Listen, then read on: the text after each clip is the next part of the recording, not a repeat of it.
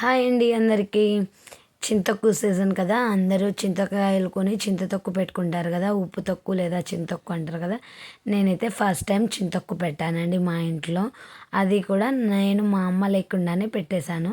ముందుగా చింతకాయలన్నిటిని ఇలా తొడాలన్నీ కట్ చేసుకొని వాటిని నీట్గా ఒక్కొక్క పీస్ అంతా ఏర్పడేసి శుభ్రంగా పీసులన్నీ తీసి పక్కకు పెట్టేసుకొని వీటిని మంచిగా వాటర్లో వేసి ఒకసారి నీట్గా అంతా రుద్ది చింతకాయనంతా రుద్దుకుంటూ నీట్గా కడిగితే వాటి మీద ఉన్న ఎర్రగా ఉండే పొట్టు లాంటిది మొత్తం క్లీన్ అయిపోతుంది.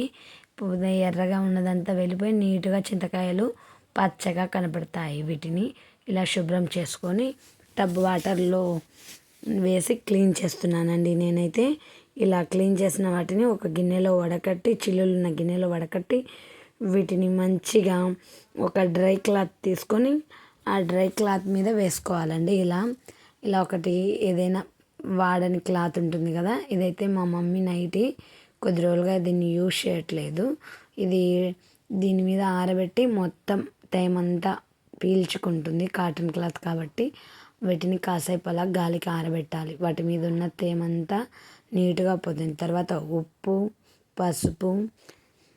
పసుపు, మెంతులు, వీటిని మెంతులు 100 గ్రామ్స్, పసుపు 150 గ్రామ్స్, ఉప్పు ప్యాకెట్ ఒకటి తీసుకున్నాను.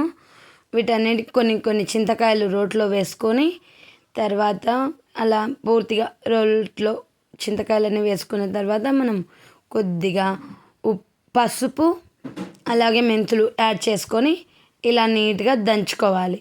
ముందే ఉప్పు వేసుకోవడం వల్ల చింతకాయల్లో నీరు ఊరుతుంది. ఆ నీరు ఊరడం వల్ల మనం దంచేటప్పుడు మన ఫేస్ మీద పడుతూ ఉంటుంది, ఎగిరిపోతూ ఉంటుంది. అలా కాకుండా చివరిలో ఉప్పుని వేసుకుంటూ దంచుకున్నదంతా ఒక బాక్స్లో స్టోర్ చేసుకోవాలి. అలా 2-3 సార్లు పూర్తిగా చింతకాయలన్నీ దంచుకున్న తర్వాత ఒక ప్లాస్టిక్ బాక్స్ ఉంటుంది కదా, అందులో మనం యాడ్ చేసుకోవాలి.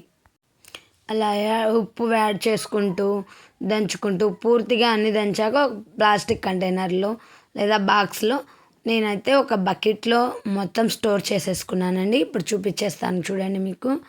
ఇలా ఇప్పుడు చెయ్యి నొప్పిగా ఉందని కాసేపు మా నాన్నని దంచమన్నాను.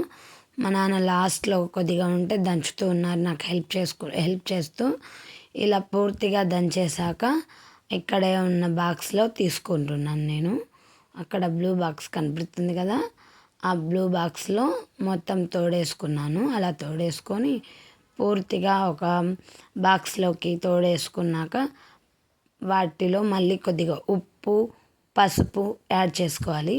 నల్లేరు మా ఏరియాలో దొరకలేదని ఇప్పుడైతే వేయలేదు. తర్వాత మళ్ళీ ఒకసారి దంచుకోవచ్చు కదా అనేసి తర్వాత దాన్ని మళ్ళీ దంచుతారు. అలా దంచినప్పుడు యాడ్ చేసుకోవచ్చని ఇలా బకెట్లో తీసేసి దాంట్లో ఉప్పు, పసుపు వేసి పైన కొద్దిగా ఉప్పు యాడ్ చేసి పెట్టానండి.